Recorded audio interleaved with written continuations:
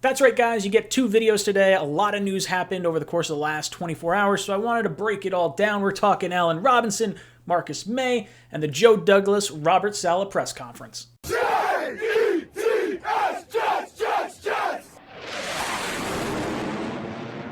What's up, guys? Welcome to Jets Talk. My name is Ryan. I'll be your pilot today. If you're new here, hit that subscribe button. If you've been here before, welcome back. I love having you here. All right, I have had a bunch of people messaging me asking if I was going to do this year's version of my Fuck, Marry, Kill series. And you know what? I'm going to do it. I got it coming out. I've written 3 of the scripts so far. I have to do one more position. But I got it coming out starting this weekend. So if you guys want to check that out, make sure you are subscribed to check out all that information. It's going to be really cool. I got receivers, edge rushers, and offensive linemen all set to go. I'm probably going to do cornerbacks, and I got to figure out what else to do. But it's definitely coming out. I'll have it out in the next few days, so make sure you look out for that. But guys, let's talk about some Jets news, some new stuff that came out over the course of the last 24 hours I wanted to talk about. First off is the flirtatious behavior that Allen Robinson is exhibiting towards our New York Jets. Basically, last night, Tuesday night, he went on a Twitter liking spree. In the last few, basically everything that happened last night somehow revolved around the New York Jets and him. So it's pretty exciting. He's one of the players I would really love the Jets to sign. So let's go into it. Let's talk about a little bit of what he sort of said. He prefers to play in a big market. Nice. Jets are a big market. He trains in New York in the offseason. He liked a tweet suggesting the Bears tag and trade him for Sam Darnold. He liked a tweet suggesting the Jets trade Darnold and pick number 34 for his services. He liked a tweet with photos of Watson and Robert Saleh in Jets gear, and then he liked a tweet outlining how much money the Jets have in cap space. So if you're telling me, top wide receiver and free agent is all excited about the team with one of the most salary cap spaces in the NFL, shocker. Absolute shocker. I don't know if it's him legitimately loving the idea of playing in New York, or if it's just a wide receiver wanting a huge payday at 27 years old or whatever age he's at right now. To me, it feels like Robinson really wants the big payday, and the Jets just happen to need a number one wide receiver and just happen to have the most cap space to make it happen. Giants also have a need at number one wide receiver, so you could potentially see him as an option for them as well. But lots of smoke to the fire, possibly, of him coming to New York. Now, I don't know if the interest is mutual because, as we'll get into later on today, Joe Douglas doesn't seem like a guy who's going to drop a crazy ton of money on one particular player, especially a player at a position that free agency is really rich at. There's going to be a lot of really good wide receivers hitting free agency, and the Jets aren't necessarily going to have to, one, pay a crazy ton of money for one wide receiver, and two, definitely probably don't want to trade for a receiver. I would imagine any of these receivers that wind up getting tagged, I don't think are going to be options for the New York Jets. But hey, guys just wanting to come here and play with us ever since we got Robert Saleh, I'm good with it. I'm pretty happy with that. So it's a nice thing to see. Whether or not it happens, we'll have to wait and see. We got 2 weeks until free agency kicks off, so it's going to be interesting nonetheless. And March 9th is when teams have to designate their franchise tag player by. So if Allen Robinson is not tagged in 1 week's time, it's the 3rd right now, that means he's a free agent. The Jets could potentially go after him. So things to look at.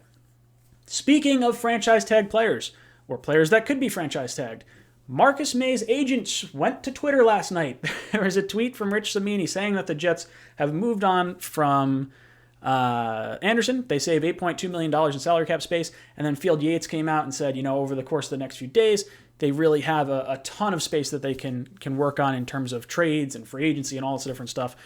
And Marcus Maye's agent came out on Twitter and kind of blasted the Jets, saying the Jets refused to take care of their best player, captain, and team-voted MVP in his prime, who had several All-Pro votes and who played out of his entire rookie contract. Even when they changed his positions in a contract year, they got rid of last year's All-Pro safety with a little peace sign. So I can understand the frustration, especially from his agent. He wants to represent his player because the player can always say, hey, look, I didn't really want him to say that, but it's the right move. I think, trying to poke and prod and try to get your guy a long-term deal is the way he's going to have to try and do it, because more than likely the Jets and Maye are going to be a little far off on their prices. I said before, Budda Baker, who was taken 3 picks ahead of Marcus Maye in that same draft, was given a $14.7 million a year contract. Maye is probably going to be looking in that wheelhouse as well, being that he's 28 years old. It's a good time for him to get his big payday. Franchise tag, unfortunately, is going to be about $11 million, which really financially for the Jets and just from like the whole Moneyball aspect of things would make a lot more sense. But I think there's a value to paying your really good players. And Maye has been the good soldier time and time and time again. And he showed it with Jamal Adams leaving last year. He really stepped up to the plate. And he was the guy that this whole team kind of surrounded, kind of put their energy around. And I would hope they would bring him back on a long-term deal. Now, that said, Maye is going to have to try and work with us a little bit. I would like to see Douglas offer him a 4-year, $12 million a year deal, something like that, because realistically, he could play on the 1-year franchise tag for $11 million, but if he gets hurt, it's really bad. Guarantee him 2 full years at $12 million and then have 2 additional years for like team options or something like that. That puts him on the team until he's 32. I would really like that. I like Marcus Maye a lot. I don't want to see him go anywhere. He's definitely not going anywhere this offseason. I think if the Jets franchise tag him, I don't think he's a risk to hold out or anything like that.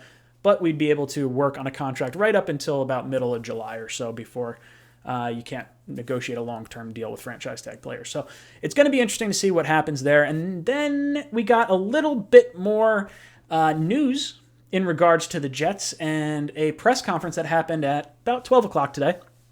Robert Saleh and Joe Douglas went on a Zoom call with reporters, and a whole bunch of questions were asked. So when asked about Sam Darnold, Joe Douglas said no decisions have been made yet. He says Sam Darnold has a ton of potential, really high ceiling, all that good stuff, but was still pretty much non-committal on the quarterback.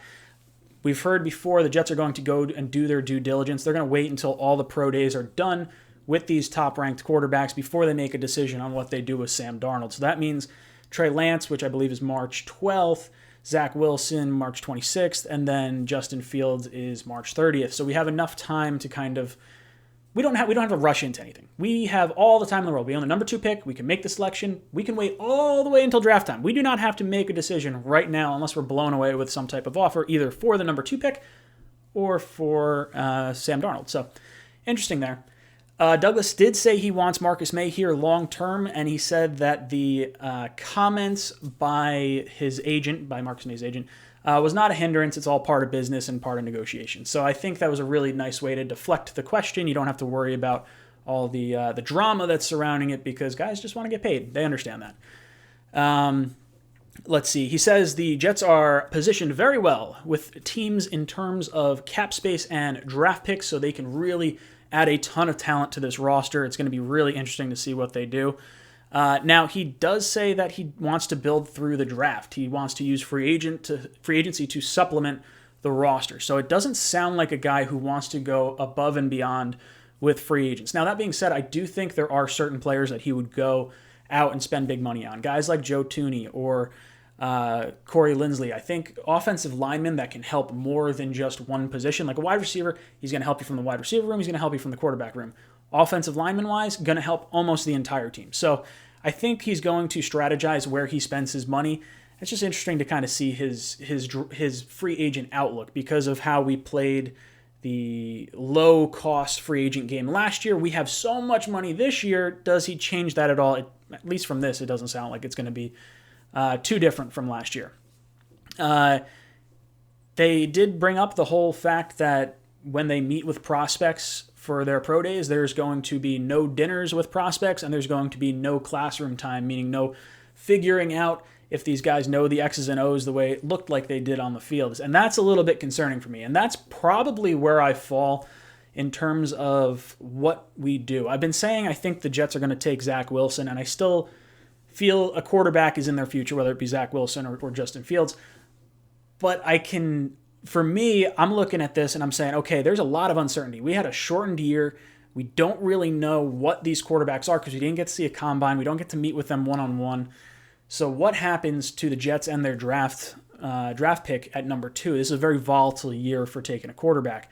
So I think there is something to be said for maybe spending some picks to go get Deshaun Watson, or maybe, trading down, getting a ton more draft picks, more ammo to possibly hit on draft picks to surround Sam with talent, and then running it back with Sam and reevaluating over the course of this year with a fresh offense. So for me, it's tough. I could really go with any 3 of these routes. I think they're all pretty decent options here. And then our boy Connor Hughes comes in. You're not allowed to explicitly talk about Deshaun Watson if you're Joe Douglas, but would you trade a bunch of draft picks for a premier player, for one player? So that was kind of where Hughes went with this, and I'm pretty happy with how he handled that. But Joe Douglas basically said we need to hit on our draft picks. The teams basically, it's not just all on one player. So it sounds like a guy that's going to want to hold on to his draft picks more than anything. I do think he would trade for Deshaun Watson. I just think he's not going to get raked over the coals, and I think he's going to want to trade with a team where he feels like he's getting the winning side of this. So if you're thinking those crazy Texan deals that you've seen where it's like 3 first-round picks, 2 second-round picks, Quinnen Williams, adding this player, adding that player, that's never going to happen. Joe Douglas will not allow that to happen. But I think there is a tipping point where he would allow a big-time trade to happen for the right player. And Deshaun Watson, in my opinion, is a home run pick given the age, the price of contract, and the Jets' need at the position, and the want for the player to actually want to come here. So that's pretty exciting for me. Last note, I guess, is Robert Saleh came out and said he would prefer cornerbacks who can win one-on-one matchups in big-time spots, meaning big third downs.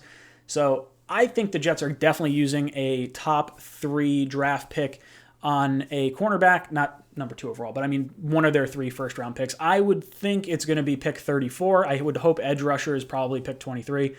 But guys like J.C. Horn could be available at 23 if he falls a little bit. Asante Samuel Jr., really good in man coverage, so that could be an option maybe at pick 34. I like a lot of the corners coming out this year. There's not a crazy ton of them in free agency, so I expect this to be more of a draft-related need sort of outlook.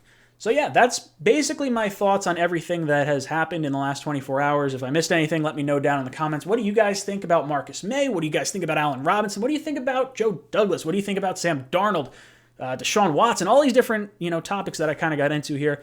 Let me know in the comments down below. Don't forget to watch out for my new Fuck, Marry, Kill series. It's coming out this weekend, so get ready for that. I'm really excited for it. I think it's going to be a lot of fun. And guys, let me know in the comments down below what you think of all this stuff. And as always, go Jets.